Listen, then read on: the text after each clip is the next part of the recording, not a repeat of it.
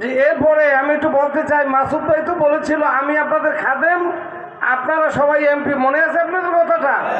এই কথাটা ভুলে যাবেন না। এখন এই যে মাসুদ ভাই যে ঘোষণা দিয়েছে 60 দিনে কি বলে মাদক মুক্ত করবে আর 90 দিনে সন্ত্রাস মুক্ত, মাসুদ ভাই কি একা পারবেন? আপনারা সহযোগিতা করবেন।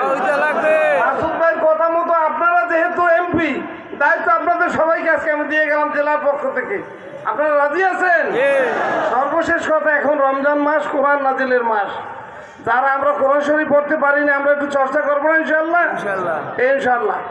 আর জামাতের কর্মী এবং ইউনিটের যারা দায়িত্বশীল আছেন তাদেরকে বলবো, আপনারা ইউনিটের কাজ চালু করেন, সবখানে কোরআনের চর্চা শুরু করেন। কোরআন দিয়ে আসলে সুন্দর একটা সমাজ গঠন করা যায়। সর্বশেষে আপনাদের বলবো, আপনারা বাউফল বা শুধু জামাতের না, যারা ভোট দিয়েছেন তারাও না, আমি সকল দল মত ধর্ম বর্ণ নির্বিশেষে সবাইকে বলতে চাই, বাউফলের কিন্তু একটা ঐতিহ্য আছে, আপনারা জানেন কিনা ভুলে গেছেন, কেউই আলোচনায় বলে নাই।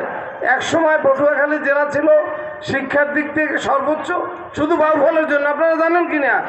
সেই ঐতিহ্য আপনারা ভুলে গেছেন। আমি মাসুদ ভাইকে বলবো আবার ওই ঐতিহ্য ফিরে আনার জন্য। এবং আমাদের যে শায়েখ জামাল উদ্দিন ভাই বলছে, এটা যেন একটু উদাহরণ হয়, সবাই যেন উদাহরণটা কি করে অনুসরণ করে। এবং আপনারা দেখছেন গত শুক্রবার অনেক এমপি মহোদয়গণ, আমাদের আমিরে জামাত, আমাকে মাসুদ ভাই, তারপর শিবিরের সভাপতি রাশেদ ভাই সহ